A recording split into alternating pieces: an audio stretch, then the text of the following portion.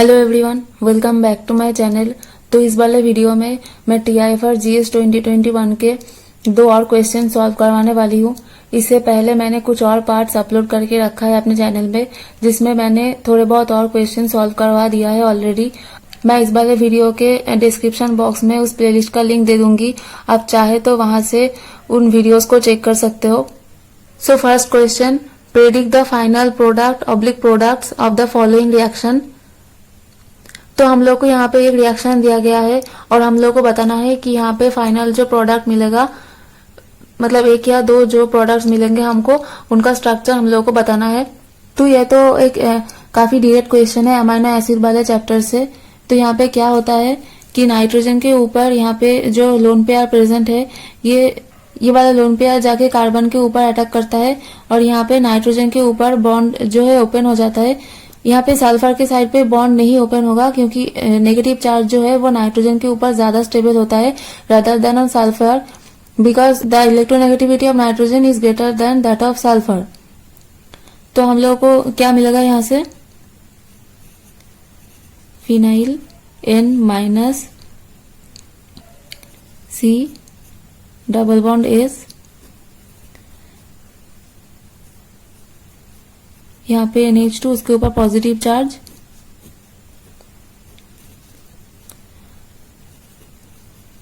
और ये बाकी का ग्रुप जो है वो जैसा था वैसा ही रह जाएगा। तो इसको मैं पूरा ड्रॉ नहीं करती हूँ, यहाँ पे बस ऐसे ही एक मार्क कर देती हूँ। फिर उसके बाद ये जो हाइड्रोजन है ये यहाँ पे नाइट्रोजन के ऊपर चला जाएगा।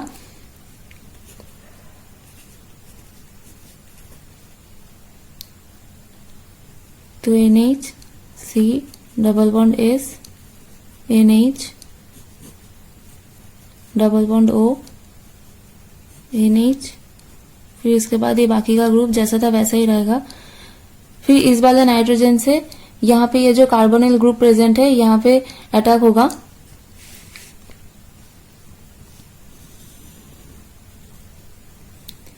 फिर यहाँ से बॉन्ड ओपन हो जाएगा, फिर वो बॉन्ड वापस आ जाएगा और ये वाला जो बॉन्ड है वो ओपन हो जाएगा। तो क्या मिलेगा हम लोगों को,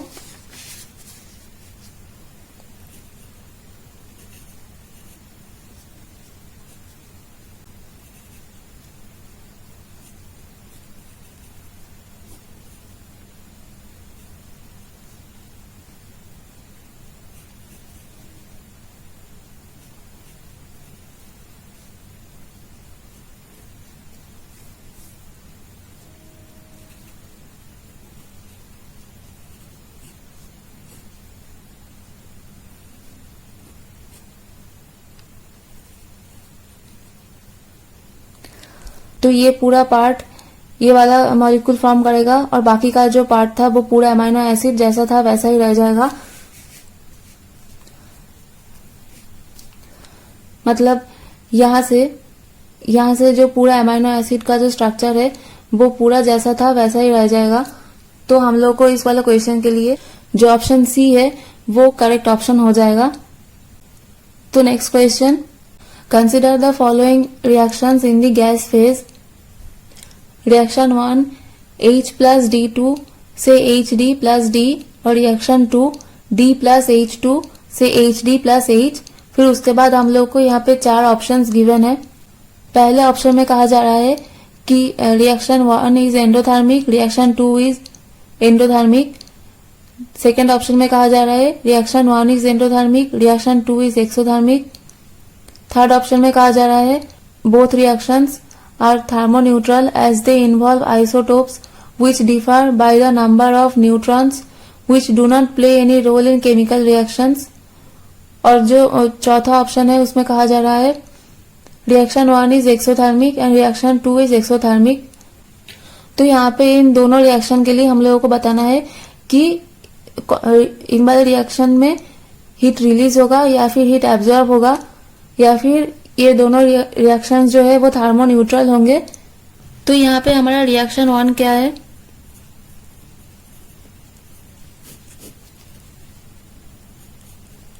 H प्लस D2 से बन रहा है HD प्लस D और रिएक्शन 2 के लिए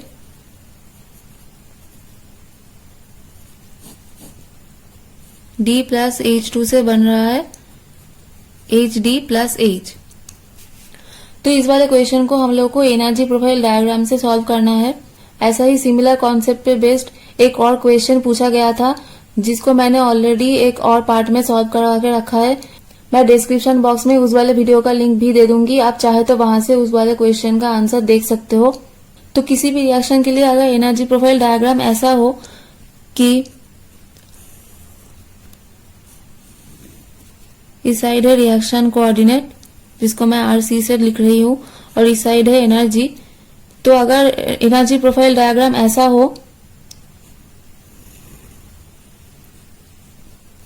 यह प्रोडक्ट और इस साइड है रिएक्टेंट, तो इसके लिए जो डेल्टा H है, मतलब जो चेंज इन एंथैल्पी है, वो होता है पॉजिटिव, और ये रिएक्शन होता है एंडोथर्मिक। और अगर किसी रिएक्शन के लिए एनर्जी प्रोफाइल डायग्राम ऐसा हो, इधर है रिएक्शन कोऑर्डिनेट और Y एक्सिस में है एनर्जी, यहाँ पे है रिएक्टेंट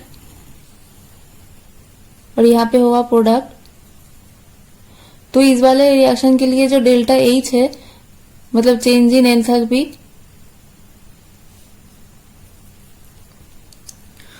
वो होता है नेगेटिव, और ये रिएक्शन होता है एक्सोथर्मिक इन नेचर।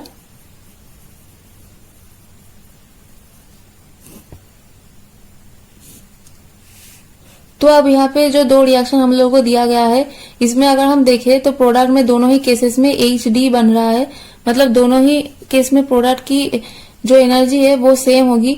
लेकिन यहाँ पे रिएक्टेंट के साइड में एक साइड में दिया गया है D2 और एक साइड में दिया गया है H2। तो अगर हम D2 और H2 के एनर्जी को कंपेयर कर ले और फिर हम लोग अगर एक ऐसा एनर्जी प्रोफाइल डायग्राम ड्रॉ कर ले, तो हम लोग बता सकते हैं कि कौन सा रिएक्शन एंडोथर्मिक होगा या फिर एक्सोथर्मिक होगा।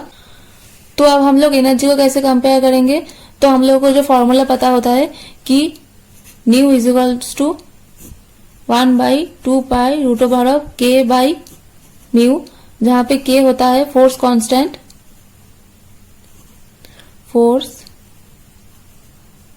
कांस्टेंट, और म्यू होता है reduced mass.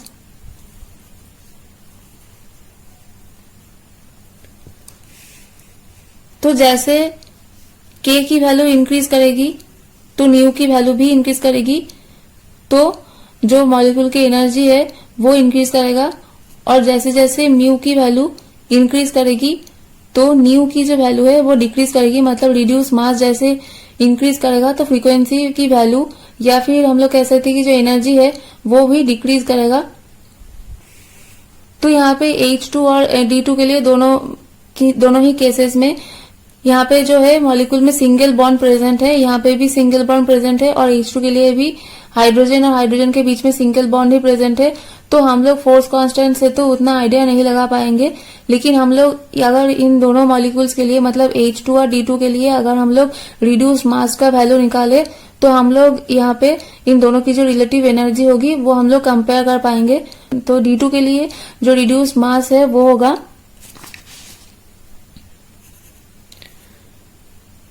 Mu of D2 is equals to MD by MD plus MD is equals to MD by 2। और अगर हम हाइड्रोजन के लिए रिड्यूस्ड मास निकाले तो वो क्या होगा, MH into MH divided by MH plus MH is equals to MH by 2। तो अब डॉयटेरियम का जो मास है, मतलब MD is greater than MH, so mu D is greater than mu H, mu D2 is greater than mu H2, so new of D2 is less than nu of H2। लेकिन अभी energy profile diagram draw के लिए हम लोगों को जो HD का जो एनर्जी होगा वो भी हम लोगों को चाहिए होगा। तो mu of HD is equals to MH MD divided by MH plus MD। तो यहाँ पे अगर हम लोग वैल्यू पुट कर दे तो 1 into 2 divided by 2 plus 1 is equals to 2/3। तो ये आ जाएगा 0.67। वैसे ही अगर हम लोग H2 के लिए निकाले तो उसके लिए ये आएगा यहाँ पे हाइड्रोजन का 1 divided by 2 is equals to 0.5 और यहाँ पे ड्यूटेरियम के लिए 2/2 इज इक्वल्स टू 1। तो सबसे ज्यादा जो रिड्यूस्ड मास है वो है ड्यूटेरियम का, फिर उसके बाद है HD का, फिर उसके बाद है हाइड्रोजन का। तो यहाँ पे अगर हम इन तीनों का रिड्यूस्ड मास का ऑर्डर लिखे तो वो होगा, मैं यहाँ पे साइड में ही लिख देती हूँ,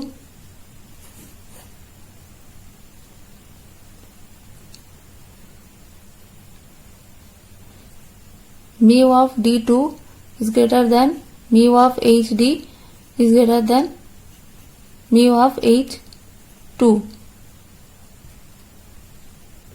तो रिड्यूस्ड मास का रेशियो था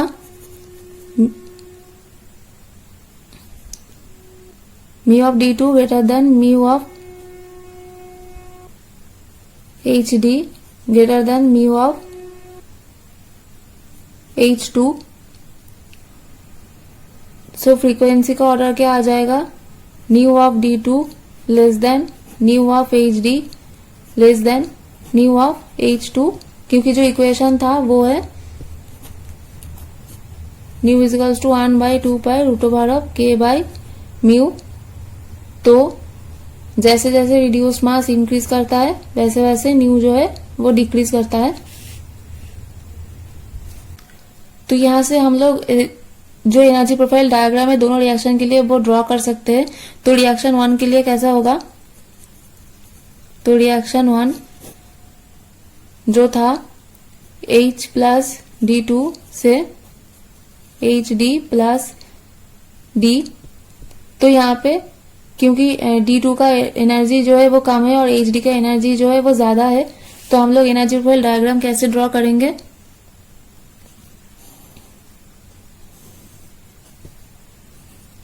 इधर होगा रिएक्शन कोऑर्डिनेट और इस साइड एनर्जी। तो D2 का एनर्जी हम कम दिखाएंगे और HD का जो एनर्जी है वो ज्यादा दिखाएंगे। तो यहाँ है HD और यहाँ है D2।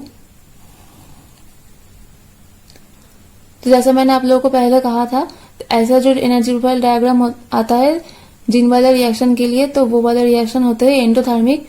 तो ये जो रिएक्शन 1 है ये हमारा होगा एंडोथर्मिक।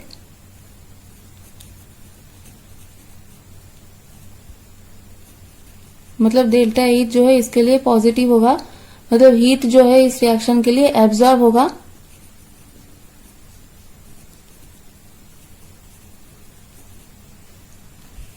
और अगर हम अभी रिएक्शन 2 के लिए ड्रॉ करें,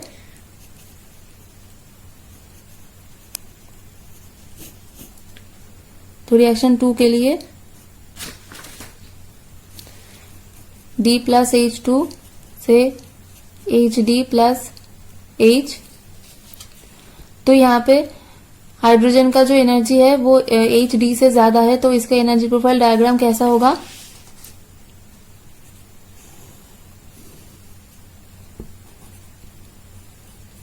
यहाँ पे है रिएक्शन कोऑर्डिनेट और इस साइड है एनर्जी। तो हाइड्रोजन का एनर्जी ज्यादा होगा HD के कंपैरिजन में, तो इसलिए इसको ज्यादा दिखाया गया है, इसको नीचे दिखाया गया है और ये ग्राफ जो है ऐसा बनेगा। तो जैसे कि मैंने आप लोगों को पहले कहा था, ऐसा वाला एनर्जी प्रोफाइल डायग्राम जिन रिएक्शंस के लिए मिलता है वो वाले रिएक्शंस होते हैं एक्सोथर्मिक इन नेचर। मतलब डेल्टा H जो है वो नेगेटिव होता है। नेगेटिव कैसे, प्रोडक्ट माइनस हम रिएक्टेंट करेंगे, मतलब एंथैल्पी का जो चेंज होता है वो है energy of product minus energy of reactant. तो यहाँ पे क्योंकि प्रोडक्ट का एनर्जी कम है और रिएक्टेंट का एनर्जी ज्यादा है, तो इसलिए डेल्टा H का वैल्यू जो है वो नेगेटिव आएगा। मतलब इस वाले रिएक्शन के लिए हीट जो है वो रिलीज होता है, हीट रिलीज्ड। तो ऑप्शन बी जो है वो इस वाले क्वेश्चन के लिए करेक्ट ऑप्शन हो जाएगा। तो इस वाले वीडियो के लिए बस इतना ही, बाकी के क्वेश्चंस मैं आने वाले वीडियोस में सॉल्व करवा दूंगी। मिलते हैं अगले वीडियो में। Thanks for watching.